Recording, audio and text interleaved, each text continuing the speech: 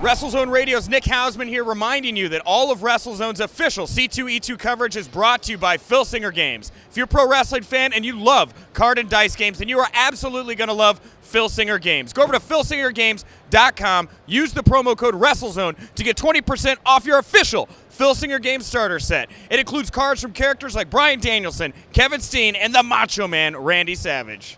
Welcome back to more WrestleZone TV coverage here at C2E2, and at this time I am joined by the writer and creator of Headlocked Comic. He is Michael Kingston. Michael, thank you so much for taking the interview today. Man, thanks for having me on. I really appreciate it. Now, a lot of fans love these Headlocked comic books, and tell me about them. Just tell me about the book and what people can expect if they pick one up and put it in their hands. All right, well, I've been a wrestling fan, a comic book fan since I was 8 years old, and there was never any good wrestling comics. You know, they were all like Undertaker fighting demons and, you know, Kevin Nash's Mad Max and whatever. They were never about wrestling. So I decided to write a book that I thought wrestling fans would like. It's about a kid working his way through the wrestling business, learning the craft of wrestling.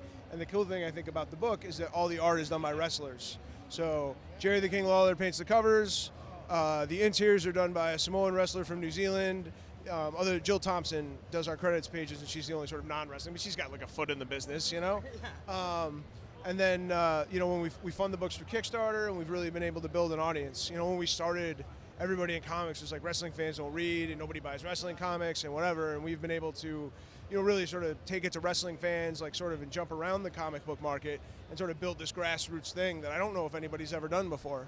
Wow. And I mean, I love this, but you said Jerry Lawler drew this, right? Yeah, he painted the cover, yeah. Now, this is a Rockwell spinoff, right? Yeah, Jerry's a big fan of Norman Rockwell. He owns a Norman Rockwell original. It's in his house. And it's funny because, I mean, I've known him for a couple years now, and I feel like I've been to more art museums with him than any other human being alive. So, you know, like, that's why we get along, I think, because we have, like, this sort of, we both like art, we both like comics and stuff, and, you know, I've been very fortunate to have him. You know, he added a legitimacy to my book that, you know, you can't put a price on, so. Yeah, and I gotta ask, you know, while we're on the topic of Rockwell, I'll wrap it up here. I mean, this is Norman Rockwell, known for his realism, known as an Americana slice of life. Is there really anything more Americana and slice of life than pro wrestling these days? No, and that's why we use him as the cover. It's one of the true American art forms. You know, jazz music and pro wrestling is what I tell people. Man, I like you, Mike. You're smart. Compare jazz and pro wrestling. You throw Shakespeare in there, and we can have a beer. Thank you so much, Mike, for taking the time, and we'll be here all weekend with more WrestleZone TV coverage of C2E2.